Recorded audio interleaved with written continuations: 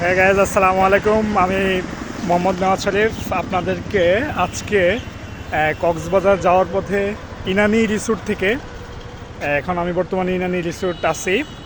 Inani resort থেকে পাহাড়িদের মুরুংপাড়া যাব। তো মুরুংপাড়ার ভিডিও দেখে বা মুরুংপাড়ার পাহাড়ির মানুষের জীবনযাপন কেমন হয় সেটা দেখতে অবশ্যই আমার সাথে থাকুন। ও কি ডেঞ্জারাস রাস্তা দেখছেন।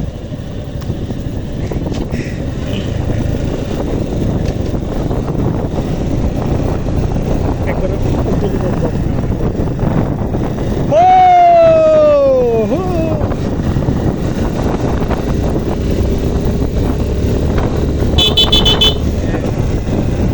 বাবা, মাঝে মাঝে হরন দিবেন। কি ডেঞ্জারাস রাস্তা রে ভাই।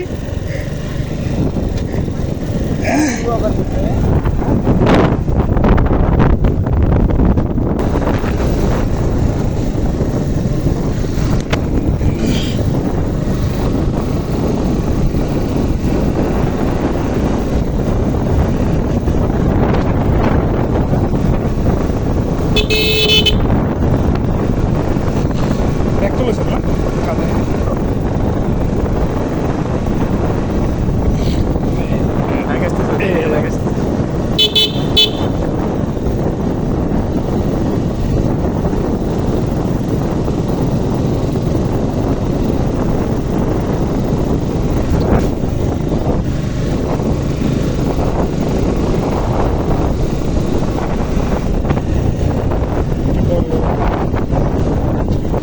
এখানে বিভিন্ন ফল ফলাদি গাছ পাওয়া যায় না? এগুলো এখান থেকে নিয়ে আসে, এখানে আমরা রোপণ করে দিই।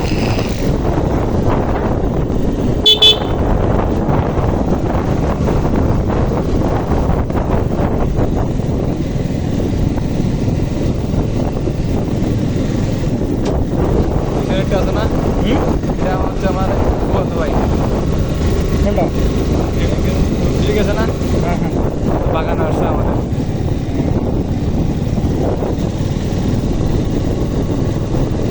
বাবা, কি নিচে এগুলো কি ঝুম? হ্যাঁ, এগুলো ঝুমকেতারি, এগুলো ঝুমকেত।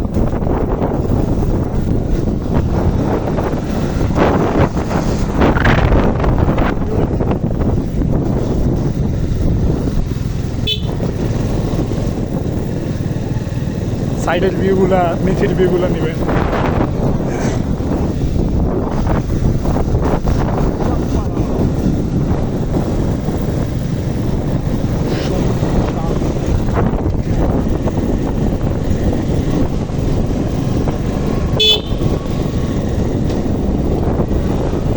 এটা হচ্ছে মুরু বাচ্চা, মুরু মুরু। মুরং, হ্যাঁ, মুরু মুরু। মুরংপাড়া, হ্যাঁ, মুরংপাড়া, বইয়ের পাশে মুরু বলে আর কি। মুরং মুরং এমন আমরা মুরুং বলি, কিন্তু বইয়ের পাশে মুরু আছে, মুরু মুরু। মুরং মুরংপাড়া, হ্যাঁ মুরুপাড়া, মুরোপাড়া, হ্যাঁ। মুরুপাড়া। এটা মুরুপাড়া যাচ্ছে সাউনি, বুঝছি। যে লামা বাস মুরুপাড়া যাচ্ছে সাউনি। এই রাস্তা দিয়ে মুরুপাড়া যায়, এটা দিয়ে। এটা দিয়ে না?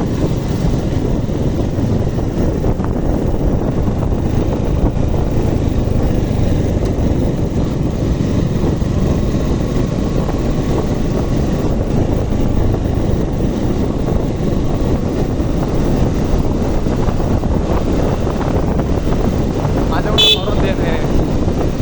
মুরে তো অবশ্যই হরণ দেওয়া লাগে। এই ভিডিওটা বানায় সাদা না। বেশিরভাগই বাইক চলে এখানে।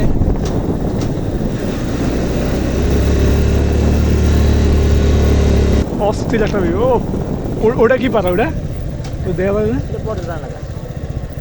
ওই মেঘ দেখা যায় যে আমার মাথাতে ঘুরে যাচ্ছে, এদিকে তাকানোর কারণে। হ্যাঁ, দেখেন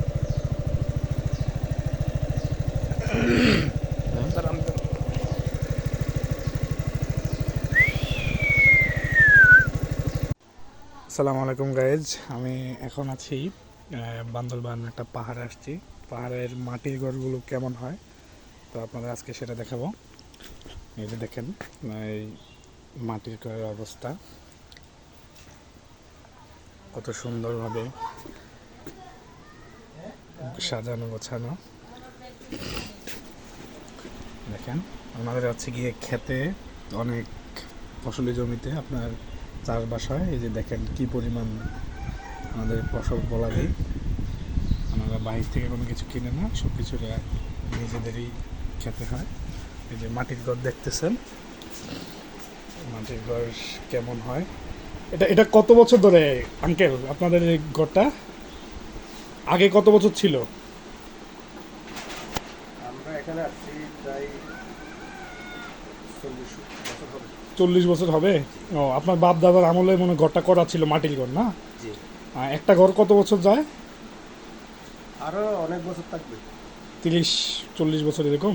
এই দেখতে পাচ্ছেন ওনাদের হচ্ছে গিয়ে পাহাড়ি ঘরগুলো কেমন হয়। এই যে আপনাদের দেখানোর চেষ্টা করতেছি, এই যে পাহাড়ি মাটির ঘর প্রায় 30-40 বছরের মতো যায়। অনেক পরিবেশটা অনেক সুন্দর, আপনারা দেখতে পাচ্ছেন। একদম হচ্ছে গিয়ে আপনাদের কংক্রিটের আমাদের যেই বিল্ডিং হয় আমাদের দেশে, ওই বিল্ডিং ঘরের মতোই আমাদের মাটির ঘরগুলো। পরিবেশ অনেক ঠান্ডা, যতই গরম পড়ুক না কেন আমাদের বাসা সব সময় ঠান্ডা থাকে, শীতল থাকে।